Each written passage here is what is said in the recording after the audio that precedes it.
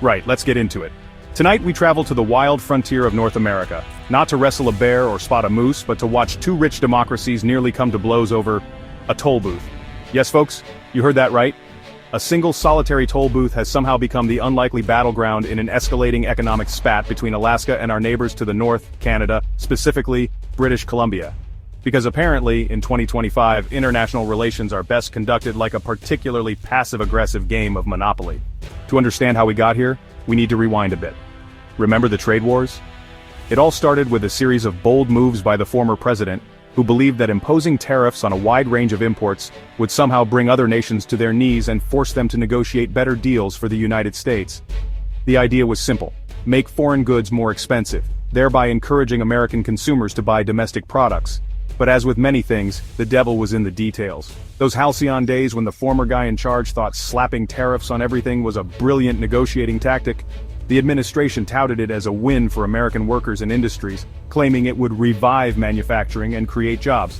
However, the reality was far more complex. The tariffs led to a tit-for-tat escalation, with other countries retaliating by imposing their own tariffs on American goods. This created a ripple effect that disrupted global supply chains and increased costs for businesses and consumers alike. Well, turns out starting a trade war is a bit like trying to put out a fire with gasoline, effective if your goal is chaos, less so if you're aiming for, stability. The stock markets reacted with volatility, and economic uncertainty became the new norm. Companies that relied on imported materials found themselves in a bind, having to either absorb the higher costs or pass them on to consumers. This led to higher prices for everything from electronics to everyday household items. And while those trade tensions have cooled somewhat, the aftershocks are still being felt, particularly in places like Alaska. The state's economy, which is heavily dependent on trade, especially with Canada, has been hit hard. Local businesses have struggled to adapt to the new trade landscape, facing increased costs and logistical challenges. The fishing industry, a cornerstone of Alaska's economy, has been particularly affected, with tariffs on seafood exports making it harder to compete in international markets. See, the last frontier, for all its rugged individualism, relies heavily on trade with Canada. The two regions have long enjoyed a symbiotic relationship, with goods flowing freely across the border, but the trade war threw a wrench into this dynamic, leading to increased scrutiny and delays at border crossings. This has had a cascading effect on the supply chain, making it more difficult and expensive to get goods to and from Alaska. But thanks to some, shall we say, creative border policies enacted in retaliation to Trump's tariffs, getting goods to and from Alaska has become a logistical and financial nightmare. Truck drivers face long waits at border checkpoints, and shipping companies have had to navigate a maze of new regulations. The increased costs and delays have been passed on to consumers, leading to higher prices for everyday goods.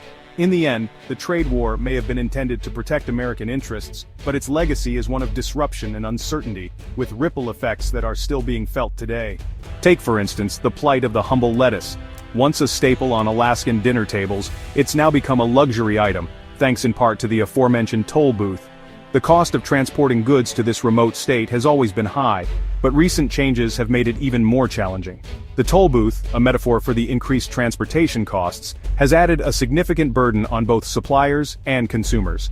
Families who once enjoyed fresh salads with their meals now find themselves cutting back or seeking alternatives. The impact is felt most acutely in rural areas, where access to fresh produce was already limited. The situation has forced many to rethink their shopping habits and dietary choices. Empty shelves and skyrocketing prices are becoming a common sight in grocery stores across the state. The once abundant and affordable lettuce is now a rare and costly commodity. This shift has not only affected individual households but also local businesses that rely on fresh produce.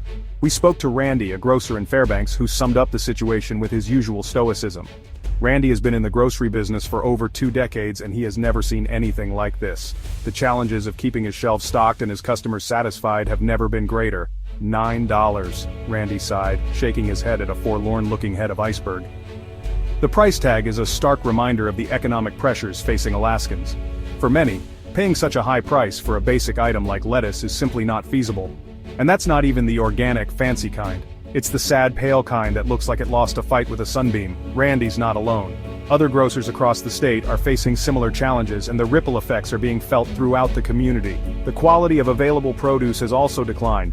Wilted lettuce and damaged vegetables are becoming more common, adding to the frustration of consumers who are already paying higher prices. The situation has led to a growing sense of unease and uncertainty. Across Alaska, businesses and consumers alike are feeling the pinch. small business owners are particularly hard hit, as they struggle to absorb the increased costs without passing them on to their customers. The economic strain is palpable and the future remains uncertain. The cost of living is soaring, while tourism, a vital industry, is taking a hit as Canadians think twice about braving the border crossing and its associated costs. The decline in tourism has further compounded the economic challenges facing the state, creating a complex web of issues that will require innovative solutions and collective effort to address. But here's the thing about trade wars: they're rarely just bilateral squabbles. They have a nasty habit of metastasizing, ensnaring unsuspecting bystanders in their economic crossfire. Case in point, the plight of Point Roberts, Washington. This tiny exclave of the US, dangling precariously below the Canadian border, relies almost entirely on Canadian traffic. But with the new border restrictions, Point Roberts has become a ghost town. Its businesses shuttered, its residents left wondering what hit them. "It's like someone built a wall around us," lamented Tamara Hansen, owner of the Saltwater Cafe, a Point Roberts institution now struggling to stay afloat. Except it's not a wall, it's just paperwork, and a really expensive toll booth. Seafood on the skids, Canadian fish out of water. The picturesque wharfs of Canada, once bustling with activity, now stand eerily quiet. Fishermen who once proudly brought in their daily catch now find themselves staring out at the vast empty sea, wondering what went wrong. And just when you thought it couldn't get any weirder, let's throw some seafood into the mix. The seafood industry, a cornerstone of Canada's economy, is facing unprecedented challenges. Fishermen, market vendors, and seafood lovers alike are all feeling the pinch. Because why not? Turns out, Canadian seafood producers are also feeling the heat, but not from the toll booth. The once thriving fish markets are now struggling to stay afloat. Fishermen are working tirelessly, processing their catch, only to find that there's no one to buy it. No, their pain comes courtesy of retaliatory tariffs imposed by, wait for it, China. In a twist of global economic chess, China has decided to play hardball, and Canadian seafood is caught in the crossfire. It seems China, not one to be outdone in the art of economic retaliation, slapped a hefty tariff on Canadian seafood in response to Canada's own tariffs on Chinese steel. The ripple effects of this trade war are being felt across oceans and continents. The result? Canadian fish, once destined for Chinese dinner plates, are now piling up, unsold and unwanted. Warehouses are overflowing and market stalls remain empty, a stark contrast to the bustling scenes of yesteryears. "It's a disaster," said Jean-Pierre, a third-generation fisherman from British Columbia. His voice, filled with frustration and despair, echoes the sentiments of many in the fishing community. For families like his, fishing isn't just a job, it's a way of life, passed down through generations.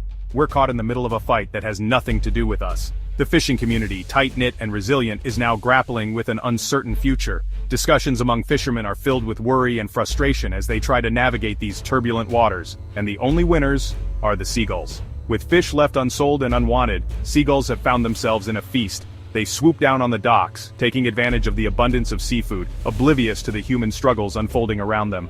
A loony solution? BCAS Trade Mission Gamble. So, what's the solution to this whole trade war mess? Well, if you ask the fine folks in British Columbia, it involves a lot of air miles and a healthy dose of optimism. The province is pinning its hopes on an upcoming trade mission to Asia, hoping to drum up new markets for their beleaguered goods. But some experts are skeptical.